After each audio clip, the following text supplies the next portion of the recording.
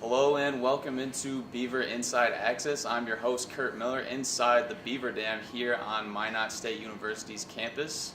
Today I'm joined by head football coach Tyler Hughes. Coach Hughes, how you doing today? It's good to have you with us. I'm great, Kurt. Thanks for having me. Definitely. Well, it's no secret when you first got here there wasn't a lot of time for you to get your feet down. Had to hit the ground running right away with the spring game, then recruiting guys. Fall camp, and now finally it's game week. Do you feel like you're settled in? Do you feel comfortable with where you are here in Minot now? well, I feel more comfortable every single day, without question, and I have had a lot of sleepless nights trying to get things ready, but we've got a lot of support from our administration, from our campus, our community, which has helped a great deal. We've got great coaches. We've got a bunch of great players that are doing everything we ask them to do, so that's definitely helped. It's been fast, no doubt. I was here for a little while. My wife was still back in Columbus, Ohio, and then she got here and then went out and visited family, and so it seems like it's just been kind of racing around every single day since I've been here. And as they say, the hay is never in the barn, but we're definitely feeling better each day. Okay. So things are coming together. That's good to hear. Definitely good to hear. You came from Ohio State, a big Division I program, before you came here. Very different from a Division II program like Minot State. Were there any key adjustments that you had to make initially and maybe even still going forward right now when you got here? I had coached for 9 years at Snow College, a smaller school than here at Minot State, and then Ohio State in between that and here. And so in that light, I feel like I've worked at a small school. I've worked at really the biggest university in the whole country, and so I've done kind of a little bit of both. And so I think the combination of experience I received from both of those has really helped me. In terms of just making adjustments straight from Ohio State to here, obviously, what we have in terms of resources is different, but what we also have here is great too. And so, I've been asked that question quite a bit, and I think the number one thing I would want anybody to know really is just, and for you, Kurt, is just that, whatever resources we have, we've got to maximize those. Whether I have the most resources in the country or the fewest, it doesn't really matter. We need to maximize what we do have, and we're fortunate here at Minot State where we do have a great deal of resources, particularly for a Division II program. So we feel like we have what we need to be successful, and we're working on utilizing and maximizing those resources every single day. Okay. All right, Coach, well, we got to get to a quick break. We'll be back in just a minute with some more Beaver Inside Access. Papa John, pizza maker. Peyton Manning, playmaker. New season, Peyton. You got to have a kickoff deal to start it right. Okay, like a superstition. Yeah. You got any superstitions? Score more points than they do.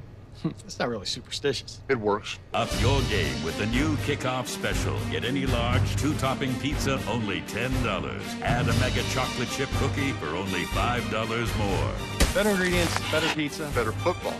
Papa John's. Give me an S, S. Give me an R, R. Give me a T, T. Good job! Our SRT team is here to give you great communication services. We have smartphones and basic phones with nationwide and regional plans. Get unlimited talk, text, pictures, and 3 gigs of data. It's SRT's nationwide unlimited plan for just $90 a month. Or get a great deal on a shared plan for the whole family. SRT, let's talk.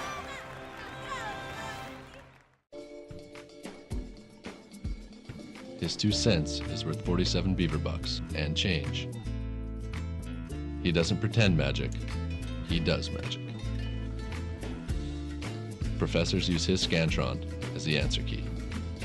He is the most interesting student on campus. I don't always stay awake for class, but when I do, I drink Beaver Brew. It's damn good coffee, my friends. Welcome back to Beaver Inside Access, inside the Beaver Dam here at Minot State University. Tyler Hughes, head football coach of Minot State, beside me. Coach, we touched a little bit on your past already. You previously coached at Ohio State and Snow College. Tell us how you got here to Minot State, how you kind of got introduced to coaching. Well, first, in coming to Minot State, I've got a really good friend in coaching, Randy Hedberg, who's a brother of our athletic director here at Minot State, Rick Hedberg. And so when Coach Rudolph had stepped down from this position back in, late December, Randy had sent me a text message and said, hey, would you be interested in this position? just wanted you to be aware that it's open. And so I was very interested. I was fortunate I was able to connect with Rick over the telephone, and that's really kind of where it started. And I'm thankful that Rick believed in what I was selling him and what we felt we could do as a program. He got behind that, and I appreciate that. So that's how I got here to Minot State. My background, again, I was at Snow College, but kind of like born and raised, I always felt like I just needed to be a coach. When I was in the 8th grade, my mom got me a book. It was the autobiography of Jimmy Johnson, the former head coach of the Dallas Cowboys, won 2 Super Bowls there. And that book was published in between those 2 Super Bowl wins. So she gave it to me when I was 8th grade. I was 13, 14 years old, whatever it was. I read it, and from that point on, I knew that I wanted to coach. And so everything that I did as a player from that point on, I gathered as much material as I could, anything I could get my hands on from the coaches who I was fortunate enough to play for. And that's really what started me on this coaching path. And when my wife and I were dating, she had asked, okay, well, what's that mean? What's it going to mean to be a coach? And I said, you're just going to have to be flexible. I mean, that's really what it is. And she's been fantastic that way. We've got a wonderful wife, Lisa. We have 4 kids, 4 boys. And we're a football family, without a doubt. And it's a huge part of what we do.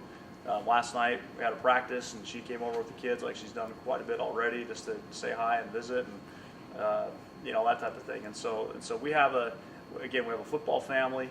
I have a very supportive family in that light, and I love coaching football. I love being around players, and I love being around the coaches, and I think that's what really makes it special, is when you get those great relationships with players and coaches. It makes it feel like, with all the stress and all the things that go along, it's all worth it when you have those good relationships. And I think we have that here at Minot starting out, which has been great. That's pretty interesting. That's definitely very interesting. We're going to kind of change gears here a little bit. It's game week here finally.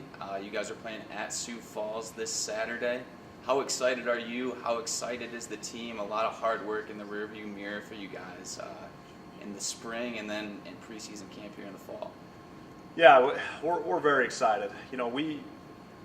I got here April 21st, and at that point it seemed like we were a million miles away from ever playing a game. Yeah. And here we are in a game week.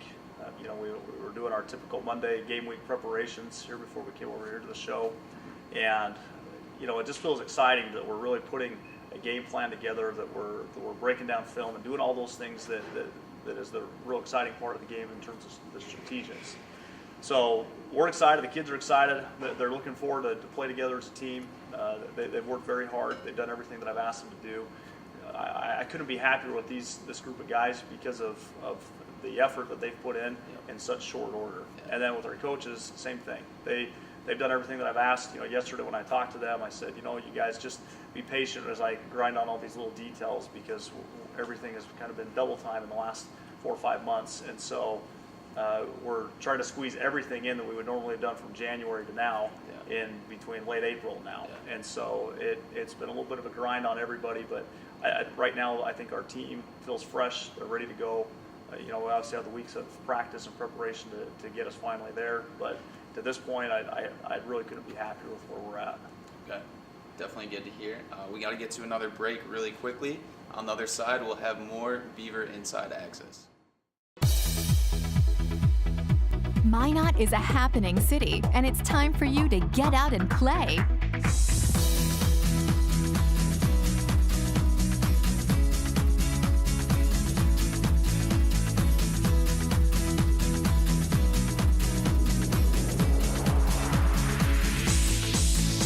Head to visitminot.org and get out and play.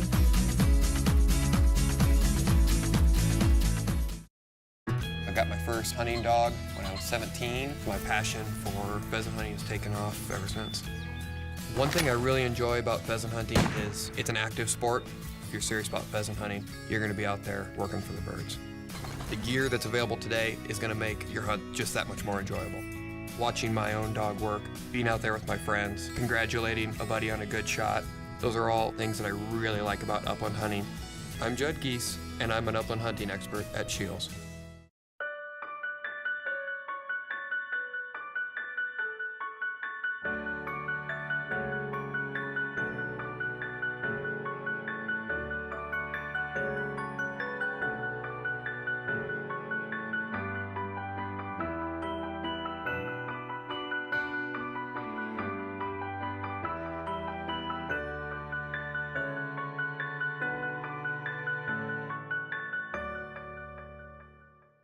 All right, we are back here inside the Beaver Dam once again on the campus of Minot State University. Tyler Hughes, Kurt Miller here, Beaver Inside Access. Coach Hughes, game here this Saturday, Sioux Falls.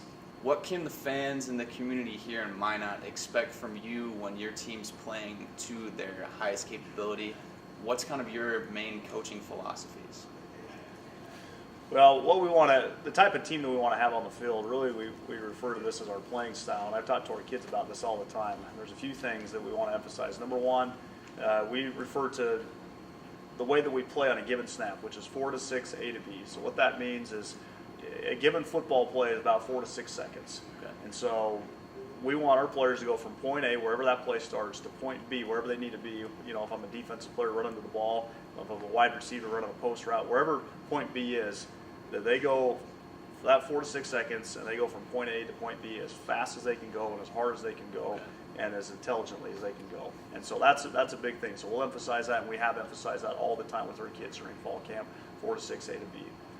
Another thing that we want to make sure that we do as a team is we want to make sure that we respect the game. So I want our team, when we score a touchdown, I want all 11 guys in the end zone celebrating that together as a team. I don't want one individual celebrating on his own. That's not what our style would be. That's not what we want to be about. Okay. And so we want to make sure that our kids respect the game and play that way all the time. You know, and so when we're talking playing style, that's kind of what we want from our kids. In terms of schematics, we always want to be very aggressive.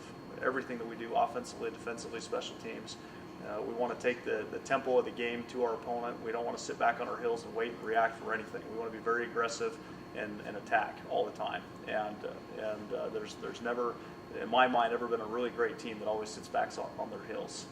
A great boxer is the one that's going after the opponent in the ring. And so we feel we need to be doing that same thing. However we can get that done offensively and defensively and special teams, obviously based on game plan and coaches' discussion during the week. But again, we want to be an aggressive team.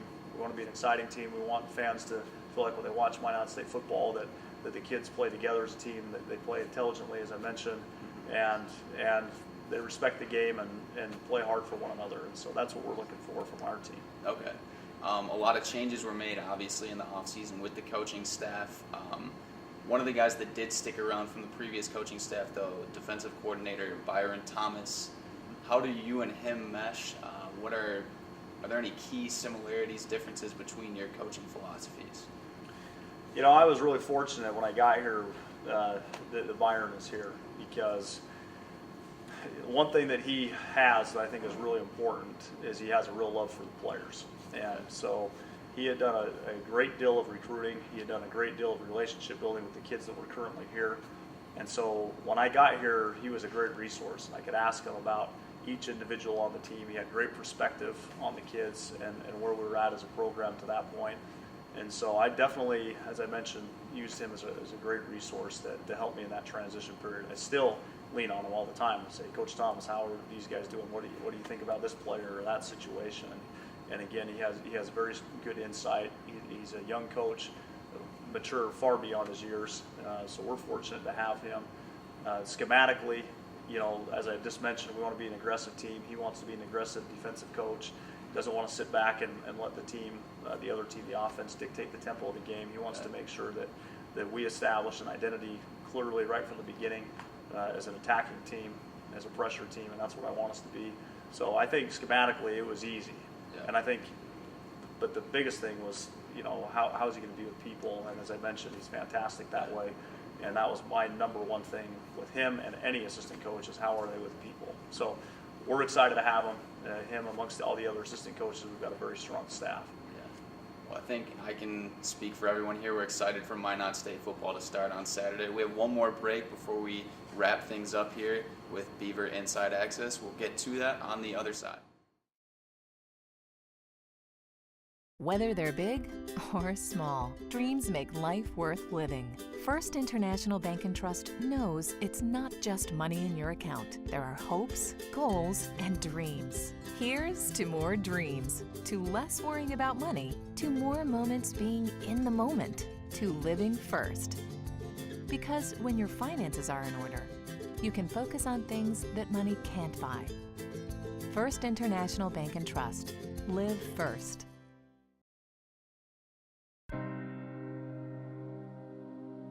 was all about life under the city lights. I had offers to play from big schools on both coasts, a chance to live life in the fast lane. But I had another calling, to focus on my studies, on my sport. I came north. Here, I found peace. I found soul. I found what's real. These are my people. This is my school. This is what it's all about.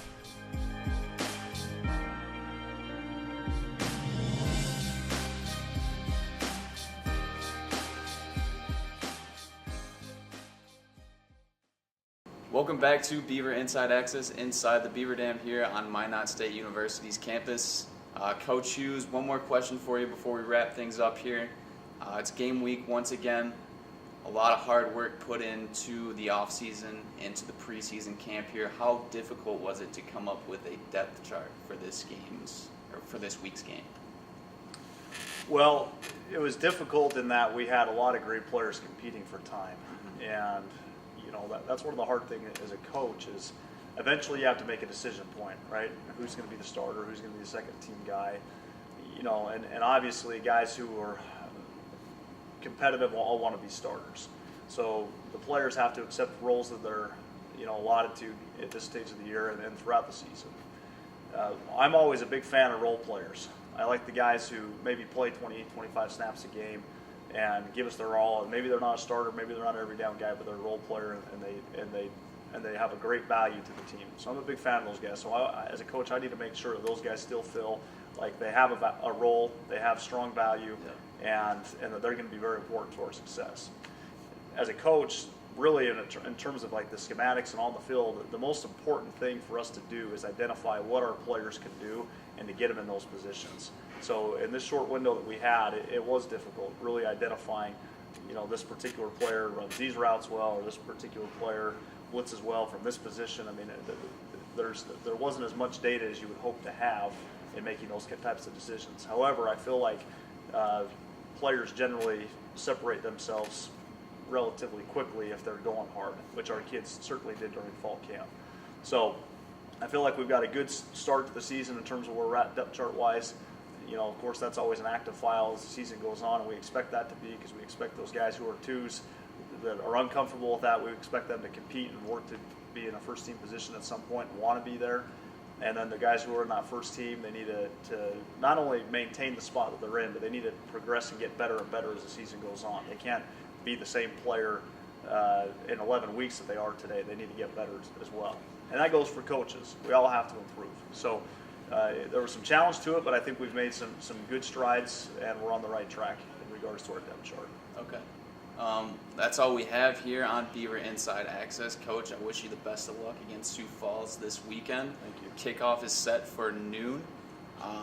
If you want to follow along and you can't make the trip down to Sioux Falls, check out msubeavers.com for live stats and live video stream.